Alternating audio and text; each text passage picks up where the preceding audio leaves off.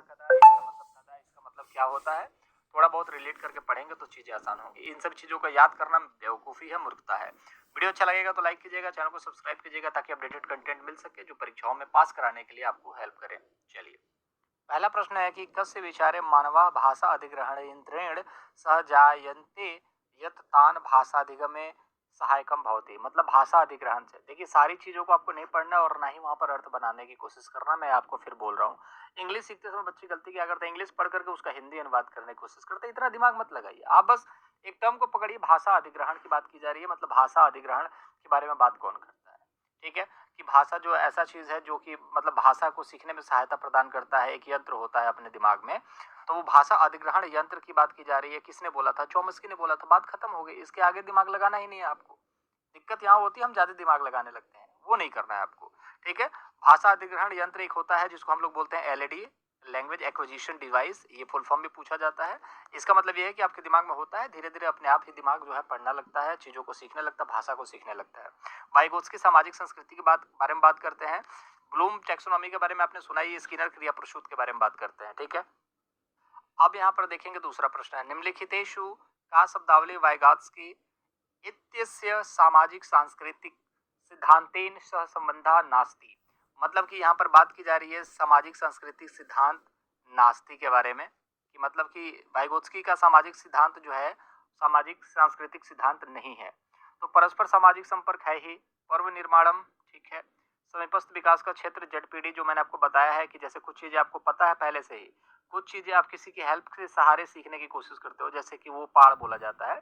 जैसे आप सीटेट का आपका एडमिट कार्ड है, आप सीटेट का सर्टिफिकेट में कन्वर्ट करना चाहते हो, तो कुछ चीजें आप जानते हो, सेल्फ स्टडी से कर रहे हो, कुछ चीजें मैं आपको सिखाने की कोशिश कर रहा हूँ, तो मैं क्या देने की कोशिश कर रहा हूँ, पाड़। और ये जो ड्यूरेशन है एडमिट कार्ड से लेकर के सर्टिफिकेट कन्वर्ट होने तक का, उस एरिया को जेडपीडी कहा जाता है। जब आप सर्टिफिकेट ले लोगे तो ये जेडपीडी खत्म हो जाएगा, इस चीज को याद रखिएगा।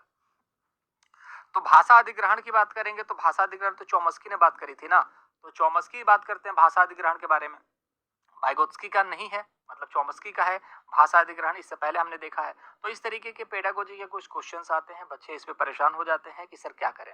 अरे पढ़ के बस इतना ही जाओ, काम आसान होगा, कॉन्फिडेंस बूस्ट होगा। अगर कॉन्फिडेंस मिलेगा तो चैनल को सब्सक्राइब जरूर कीजिएगा, ठीक है। बाकी ईवीएस के आपके मैराथन है, सीडीपी के मैराथन है, हिंदी के भी मैराथन आएंगे, उसको देखिएगा जरूर। मैथ के भी कुछ इंपॉर्टेंट क्वेश्चंस मैं डिस्कस करूंगा आप लोगों के साथ, उसको देख के जाना, कॉन्फिडेंस बूस्ट होगा, याद रखिएगा दोस्त। देखिए, निम्नलिखितेषु कथनेषु तम कथनम चिनुत यत आकस्मिक साक्षात्तम। आप कुछ चीजें इंग्लिश में भी आपको लिख करके दे दी जाती है, क्योंकि थोड़ा सा इंटरेस्ट लाना है, अगर संस्कृत में भी थोड़ा सा इंग्लिश डाला जाता है जानबूझ के, ताकि बच्चे से डरे ना, वर्जी हो, क्योंकि एटलीस्ट उनको ये जानने का हक है कि आपको भाषा आती है कि नहीं। इसका मतलब ये नहीं कि आप कितने बड़े विद्वान हैं संस्कृत का, ये नहीं, आपको भाषा से रिलेट करके चीजों को दी जाती है, इसीलिए थोड़ा सा आपको पाड़ देने का काम किया जाता है, स्कैप फोल्डिंग, मतलब कि थोड़ा सा ढांचा दिया जाता है ताकि चीजों को समझे। वर्धयितुम सर्वोपयुक्तम अस्ति, कहने का मतलब है कि आकस्मिक साक्षरता, इमरजेंट लिटरेसी के लिए सबसे ज्यादा उपयुक्त क्या है सीखने के लिए, ताकि आपके ज्ञान में वृद्धि हो सके। तो देखिए, अगर आप अचानक से अगर हम बात करें कि साक्षरता को कैसे बढ़ाया जा सकता है, मतलब कि आपको विद्वान कैसे बनाया जा सकता है, कहने का मतलब है कि बहुत सारी चीजें आप, साक्षर मतलब वही है जो कि बोलना सीख ले, लिखना सीख ले, उसको साक्षर बोला जाता है। तो अगर आप लिखना बोलना, अपनी भाषा को लिखना बोलना सीखना चाहते हैं तो उसके लिए हमें क्या करना चाहिए, तो भाषा विकास के लिए आप वार्तालाप करेंगे, बिल्कुल फैक्ट है। अगर बात को आप बात करेंगे, हम बात करेंगे, जैसे इंग्लिश सीखने के लिए क्या बोला जाता है, एक दूसरे से जितना ज्यादा बात करोगे उतना ज्यादा सीखोगे, तो वार्तालाप तो इंपॉर्टेंट है दोस्त। कथा सुनना, बिल्कुल सही बात है, बोला जाता है कि इंग्लिश को सुनिए, इंग्लिश फिल्में देखा करिए, सुनने से कानों में जाता है, फिर उसके बाद एलईडी होता ही है, लैंग्वेज एक्विजिशन डिवाइस, वो क्या करता है, भाषा को सीखता है, फिर आप बोलने में जब उसका इस्तेमाल करते हो तो साक्षात्कार आपका बढ़ेगा, सिंपल सी बात है। अब ऐसा नहीं है कि कोई मित्रम पत्रम लिख दूं, मित्र को एक पत्र लिख दिया आपने और कोई कथन लिख दिया, तो ये कोई इंपॉर्टेंट नहीं है, ठीक है। दत्त वाक्य मतलब कि आप देखोगे, असाइनमेंट की बात करी जाए तो असाइनमेंट अगर आपने लिख दिया तो इससे पता थोड़ी चल जाएगा कि आप कितने एक्सपर्ट हो, कितने साक्षर हो, इससे पता नहीं चलने वाला है। तो याद रखिएगा, अगर साक्षरता को बढ़ाना है तो आपको वार्तालाप करना पड़ेगा और कथा को सुनना पड़ेगा, ठीक है। तो ये दोनों ऑप्शन ज्यादा अप्रोप्रिएट है, ये ज्यादा अच्छे हैं, ना कि आपका लिखित कथन को लिखना, और ना ही दत्त वाक्य पर पृष्ठ पर कुछ भी लिख देना, बालक को प्रेरणा देने का कार्य करना, ये सब इंपॉर्टेंट नहीं है, ठीक है। तो आंसर नंबर कहाँ गया, ए और बी कहीं है कि नहीं है, चलिए ए और बी यहाँ पर है, आंसर नंबर बी जो है सी बी, ठीक है, यहाँ पर ऑप्शन नंबर बी, ए और बी जो राइट आंसर होगा, ठीक है। चलिए, बालकान नव शब्दानाम अर्थम ज्ञातुम प्रणाम न दत्वा संदर्भानुसारम नवीन शब्दानाम व्याख्यानम।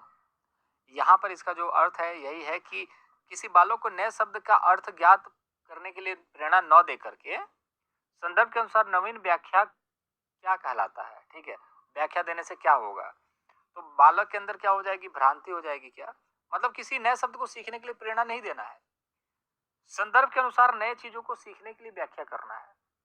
मतलब मैंने बोला कि कुछ इंग्लिश के वर्ड मीनिंग याद कर लो, तो वर्ड मीनिंग याद कराने से अच्छा है कि वर्ड मीनिंग से रिलेटेड बहुत सारी चीजें आपको बता दी जाए। जैसे वाटर को लिए मैंने बोला कि वाटर मतलब पानी, वाटर मतलब पानी याद करके आना है। मैं ऐसा ना बोल करके बोलूंगा कि वाटर इज लाइफ, ठीक है, वाटर इज लाइफ, जल ही जीवन है। और वाटर इज लाइफ में आप जीवन है, क्या जीवन है, जल जीवन है, वाटर जीवन है। तो इस तरीके से संदर्भ में चीजों को व्याख्या करने से क्या होता है, भ्रांति फैलती है क्या, गलत है। बोधने में सहायता करोती शब्द से, शब्द बोध में सहायता करती है, शब्दों को सीखने में बहुत अच्छे से सीखने में सहायता करती है। अब सुष्ठु का मतलब आपको नहीं पता तो इस पर दिमाग मत लगाओ, क्यों दिमाग लगाना कि सुष्ठु का मतलब क्या होता है, ठीक है। शब्द से बोधने सहायता करोती, शब्दों को सीखने में सहायता करती है, ठीक है। कंठस्थीकरण आपको पता है नेगेटिव है, समय निरर्थक करोती, क्या समय को निरर्थक करता है, वाटर को वाटर इज लाइफ बोलने में क्या अपना समय व्यर्थ होगा, समय लगाओगे वहां पर जहां पर पोटेंशियल है तो आपको उसका रिवेन्यू भी मिलता है। कुछ बच्चे कहते हैं सर क्वेश्चन बताओ, आंसर बताओ, ज्यादा एक्सप्लेनेशन मत करो, लेकिन यार मेरा काम यही है, पेडागोजी इस तरीके से ही आती है। जब आपको पढ़ाने के लिए बोल दिया जाए पेडागोजी, आपके पास कुछ शब्द नहीं होंगे, आप कैसे पढ़ा पाओगे। आपको सीखने के लिए भी, जैसे आप टीचर हो ना, आप टीचर बनना पड़ेगा तब टीचर का सिलेक्शन हो पाएगा आज के टाइम पे, वरना वो पहले के जमाने गए जब आपको मेरिट पर आपको सिलेक्ट कर लिया जाता था। आज के टाइम पे बड़ी भीड़ है और उसके लिए आपको भीड़ से आगे निकलने के लिए आपके पास टैलेंट होना चाहिए। तो जितनी चीजें सिखाया जा रही है वो चीजों को सीखिए, कंठस्थ कीजिए, अपने आप को तैयार कीजिए, तब जाके कुछ हो पाएगा आपका। डैश अस्मान गुणार्थम अवगंतुम संकेतम ददाति, मतलब कि गुण अर्थ को समझने में, अवगंतु मतलब आने में, समझ आने के लिए संकेत देता है। तो मतलब ये है कि कोई भी चीज रहस्यमयी है, उस चीज को समझने के लिए हमें क्या करना है, ठीक है। गुण मतलब कि रहस्यमयी चीजें। तो देखिए कोई भी चीज रहस्य से अगर पर्दा उठाना है तो आपको क्या करना पड़ेगा, विस्तृत, उच्च, गहन या निर्दिष्ट। तो बच्चा बच्चा जानता है यार कि रहस्यमय चीजों को अगर सुलझाना है तो आपको गहन अध्ययन करना पड़ेगा। आप देखते हो कि कई बार जादू टोने वाली जो फिल्में होती हैं उसमें क्या होता है कि एक रहस्य होता है जिसको सुलझाना होता है, तो यहाँ पर जो जादू टोना करने वाला होता है वो एकदम गहरी चिंता में पड़ जाता है और किताबों को पढ़ने लगता है, कहाँ से कौन सा श्लोक मिल जाए वो मारूं कि वो बस हो जाए, कुछ काम हो जाए, ठीक है। तो गहन अध्ययन बहुत इंपॉर्टेंट है, ये आपको रहस्यमय चीजों को कहीं ना कहीं सुलझाने में महत्व देता है, वो मदद करता है, ठीक है। तो इस तरीके के कुछ प्रश्न बनेंगे जो आपको परेशान करेंगे। तो गुण मतलब कि रहस्यमयी, और वहां से आप स्टार्ट करेंगे तो गहन अध्ययन, इस तरीके के प्रश्न बनते हैं। तो हर प्रश्न आप ये नहीं सोच सकते कि आपको हर प्रश्न इस वीडियो को देखने के बाद हो ही जाएंगे, लेकिन एक चीज तो फैक्ट है दोस्त कि आप इन वीडियोस को देख लोगे तो आपका कॉन्फिडेंस बूस्ट होगा, आप किताब में थोड़ा सा मन लगाने लगोगे और पेपर में कॉन्फिडेंस से ये हाल होगा कि आपके बहुत सारे क्वेश्चन सही हो जाएंगे और परीक्षा में आप पास हो जाओगे, ठीक है। चलिए, अर्थ मापन प्रक्रिया सेमेंटिक मैपिंग स्ट्रेटजी कैसे में प्रयोजनाय सशक्ता अस्ति, मतलब कि सेमेंटिक मतलब आप समझते हैं किसी भी चीज को एकदम सीरियल वाइज लगा करके जाना। जैसे कि राम आम खाता है, राम खाता आम है, इस तरीके से नहीं, राम आम खाता है, ये सेमेंटिक है, ठीक है। तो अर्थ मापन प्रक्रिया में सबसे इंपॉर्टेंट क्या है, छात्रों के शब्द संग्रह को बढ़ाना, ठीक है। अगर बच्चों के पास शब्द संग्रह होंगे तो बच्चा सीधे तौर पे ट्रांसलेशन कर सकता है, ठीक है। व्याकरण नियम का कहीं यहाँ पर इस्तेमाल नहीं होता है, जैसे आप किसी भी भाषा में आप देखोगे हर भाषा में व्याकरण नहीं होता है, ठीक है। पाठ्य विषयण सब व्याकरण, व्याकरण यहाँ पर प्रक्रिया लेखन में सिर्फ लिखने की बात होती है और यहाँ पर अर्थ की बात की जा रही है, तो प्रक्रिया लेखन होगा नहीं। प्रक्रिया लेखन और उत्पाद कौशल, ये दोनों हम लोग अभी क्वेश्चंस में डिस्कस करेंगे, तो इस चीज को लेकर के निश्चिंत रहिए। आंसर जो होगा ऑप्शन नंबर फर्स्ट होगा। मैं फिर कह रहा हूँ, क्वेश्चन का आंसर मिल जाए आगे बढ़ो, दिमाग ये मत लगाओ कि इसका आंसर सही क्यों हुआ, इसका अर्थ क्या होगा। अगर इतना सीखने लगोगे तो फिर आप संस्कृत कभी नहीं सीख सकते। इंग्लिश में भी यही गलती करते हैं, इंग्लिश का बाल का खाल निकालने की कोशिश करते हैं, नहीं सीख पाते। तो बाल की खाल नहीं निकालना, आपको क्वेश्चन का आंसर मिल गया, आप निकलिए। ज्यादा पीएचडी करेंगे कि आखिर क्यों हुआ ये जान लो, तो सिर्फ देखने वाले आप ही हो। आपके इस कहीं ना कहीं इस अप्रोच को कोई नहीं देख रहा कि आपको अप्रिसिएट करेगा। तो बस मूर्ख बनाना बंद कीजिए, आगे बढ़िए, इस तरीके से चीजों को करिए, आसान होगी चीजें। बालकः प्रयोगाश्रित परीक्षा विधिना ट्रायल एंड एरर मेथड शिक्षति इत्येति। अब आपने देखा होगा ट्रायल एंड एरर मेथड मतलब कि प्रयास एवं त्रुटि। आपको पता है प्रयास एवं त्रुटि पढ़ा होगा आपने। प्रयास एवं त्रुटि का सिद्धांत किसने दिया था? थॉर्नडाइक ने दिया था यार। थॉर्नडाइक ने दिया था ना। अब थॉर्नडाइक किससे संबंधित है? संज्ञानवाद से संबंधित है क्या? वो तो पियाजे है। सामाजिक संस्कृति बाइगोत्स्की व्यवहारवाद, थॉर्नडाइक जन्मजात आश्रित, यहाँ पर चॉम्स्की भाषा से रिलेटेड है। लेकिन व्यवहार आश्रित की बात करें तो यहाँ पर क्या चीज आएगा आंसर?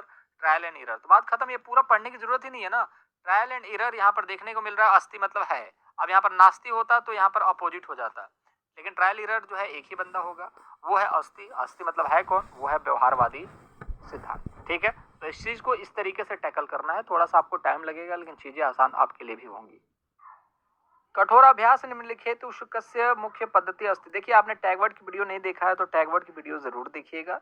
अगर यहीं पर प्राथमिक कक्षा लिख देगा तो बहुत सारे क्वेश्चन को बदलाव देखने को मिल जाते हैं, लेकिन प्राथमिक कक्षा नहीं लिखा है, कठोराभ्यास लिखा है। तो अब कठोराभ्यास में आप देखेंगे मुख्य पद्धति अस्ति। ठीक है, तो कठोर अभ्यास में क्या मतलब, कहाँ पर मुख्य पद्धति के रूप में कठोर अभ्यास का रिक्वायरमेंट होती है? कहने का मतलब है कि कहाँ पर आपको कठोर अभ्यास करना पड़ता है।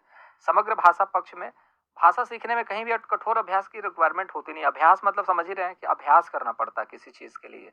जैसे आप संगीत सीखेंगे आपको अभ्यास करना पड़ेगा, डांस सीखेंगे आपको अभ्यास सीखना पड़ेगा। ठीक है ना। तो अब आप यहाँ पर भाषा के लिए हम बात करेंगे तो संप्रेषणात्मक पक्ष, यहाँ पर कम्युनिकेशन की बात की जा रही है कि जब किसी से बात करते हैं तो क्या उसके लिए अभ्यास करना पड़ेगा कि मुझे कैसे? वो तो बस एक बार ही होता है जब पहली बार कोई जाता है किसी से मिलने के लिए तो अभ्यास करके जाता है, दो चार लाइनों को सीख करके। लेकिन फिर भी अगर हम यहाँ पर बात करें किसी से भी कम्युनिकेशन करने की, अगर हम बात करेंगे तो वहां पर किसी भी तरीके की अभ्यास की रिक्वायरमेंट है नहीं। व्याकरण विधि को लेकर के, सीखने को लेकर के अभ्यास चाहिए। आपको बोला जाता है ना कि टेंस की प्रैक्टिस कीजिए बार बार। कहाँ पर इज आएगा, आम आर आएगा, कहाँ पर इंट्रोगेटिव आएगा, ठीक है ना, एडजेक्टिव कहाँ पर आएगा, एडवर्ब कहाँ पर आएगा। ये व्याकरण के अनुवाद के कहीं ना कहीं आप देखोगे अभ्यास कठोर अभ्यास है, इसको करना बहुत जरूरी है। तो मुख्य पद्धति क्या होती है कठोर अभ्यास के लिए? व्याकरण विधि को सीखना। क्रीड़ा विधि में तो बस कोई अभ्यास की जरूरत ही नहीं है भैया, आप खेलिए। अब आप ये यहाँ पर ये ना देखें कि सचिन कितना अभ्यास करते हैं खेलने के लिए, लेकिन खेलने जाने के लिए बिना अभ्यास के भी बैट भांज सकते हो। लेकिन आप देखोगे यहाँ पर क्या है, व्याकरण विधि में बिना कुछ सीखे आपसे पत्ता तक नहीं हिलेगा, एक अक्षर तक नहीं हिलने वाला आपसे। इस चीज को याद रखिएगा। तो व्याकरण अनुवाद विधि इंपॉर्टेंट है। चलिए यहाँ पर अब देखेंगे लेखन प्रक्रिया की अवस्थाओं के बारे में यहाँ पर बात करी जा रही है। लेखन प्रक्रियायाः अवस्थानाम समुचितम क्रम चिनुत। ठीक है, तो लेखन प्रक्रिया की अवस्था का समुचित क्रम क्या है, इस चीज के बारे में बात करना है। तो देखिए यहाँ पर इन सभी क्वेश्चंस को हल करने का ना ऑप्शन होता है। सबसे इंपॉर्टेंट सी, सी, ए और ई। ठीक है, अब यहाँ पर देखेंगे सी में क्या है, विचार उत्पन्न। ठीक है, विचार ब्रेन स्टॉर्मिंग, विचार उत्तेजन मतलब विचार के अंदर उत्तेजना आ गई। ठीक है, सी सी ए में क्या है, प्रारूप लेखन। ठीक है, ई में क्या है, ई में आपका रूपरेखा निर्माण। ठीक है, तो ई तो हो नहीं सकता दोस्त।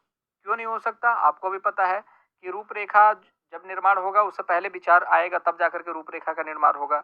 ए की बात करेंगे तो यहाँ पर प्रारूप लेखन तभी नहीं होगा, पहले विचार आएंगे तब तो जाकर के प्रारूप लिखोगे। तो ये दो क्वेश्चन तो आपके ऐसे ही गलत हो गए ऑप्शन। अब बचता है आपका सी। अब पहला नंबर ए है और बी है। तो ए में देखेंगे कि सी ई ए, सी ए ई। ठीक है, तो अब यहाँ पर देखेंगे ए क्या होगा। लेकिन हम इस पर जाने से पहले हम छठवें नंबर पर देखते हैं क्या है। छठवें नंबर पे एफ है, छठवें नंबर पे एफ है, तो यहाँ पर भी बात फंस गई। ठीक है, अब देखिए यहाँ पर भी एफ है और यहाँ पर भी एफ है, मतलब समापन होना चाहिए। पहले विचार आएंगे फिर समापन, तो सी और एफ दोनों में है, सी और एफ दोनों में है। अब बचता है ई पहले आएगा कि ए पहले आएगा। अब देखिए किसी भी चीज की, देखिए पहले हम लोग इसका सीरियल लगाने की कोशिश करते हैं। पहला होगा विचार, विचार के बाद क्या होगा, विचार आएगा तो आप विचार का निर्माण करना स्टार्ट करोगे, रूपरेखा तैयार करोगे। रूपरेखा तैयार करने के बाद आप क्या करोगे, प्रारूप तैयार करोगे। यही करोगे ना, पहले रूपरेखा तैयार करोगे ना अपने दिमाग में, फिर उसके बाद कलम का कॉपी लेकर के ड्राफ्ट तैयार करोगे। ठीक है, उसके बाद आप क्या करोगे, उसके बाद आप उसका रिवीजन करोगे बनाने के बाद कि देखिए पापा कैसा बनाया है मैंने। ठीक है, तो इस तरीके से पहले कर लेते हैं। पहले नंबर पर ये आएगा, विचार उत्पन्न होगा। दूसरे नंबर पे उसके रूपरेखा अपने दिमाग में बनाओगे। तीसरे नंबर पे कॉपी कलम पे बनाओगे। चौथे नंबर पे पापा को देखोगे, रिवाइज करोगे, बार बार गलती तो नहीं हो गई है। पांचवें नंबर पे कुछ गलतियां होंगी, जब रिवाइज करोगे तभी तो गलतियां निकलेंगी। वही तो बोला जाता है कि त्रुटि को महत्वपूर्ण माना जाना चाहिए, क्योंकि बच्चा जब गलती करेगा तभी तो सुधारेगा। तो चौथे नंबर पे रिवाइज करा, गलतियां निकली, फिर उसको सुधारा, सुधारने के बाद फिर से फाइनलाइज करेगा, तो छठवें नंबर पे आएगा। तो पांचवें नंबर पे कौन है, छठवें नंबर पे कौन है? तो पहले नंबर पे देख लीजिए सी है। दूसरे नंबर पे कहाँ आ गया, रूपरेखा निर्माण है, ई है। तीसरे नंबर पे क्या हो गया, ए हो गया। चौथे नंबर पे क्या है आपका, डी हो गया। पांचवें नंबर पे क्या है, बी है। छठवें नंबर पे क्या है, एफ है। तो इस तरीके से करना है। इस तरीके के एक सवाल आपको देखने को मिलेंगे, आसान होते हैं, थोड़ा सा दिमाग लगाना है। इस तरीके से भी देख सकते हो, समापन से पहले एक बार त्रुटि करना पड़ता है, मतलब त्रुटि को संशोधन करना पड़ता है, ठीक है। किसी भी चीज को फाइनलाइज करने के पहले एक बार दोबारा देखा जाता है कहीं गलती तो नहीं होगी, उसके बाद फाइनलाइज करा जाता है।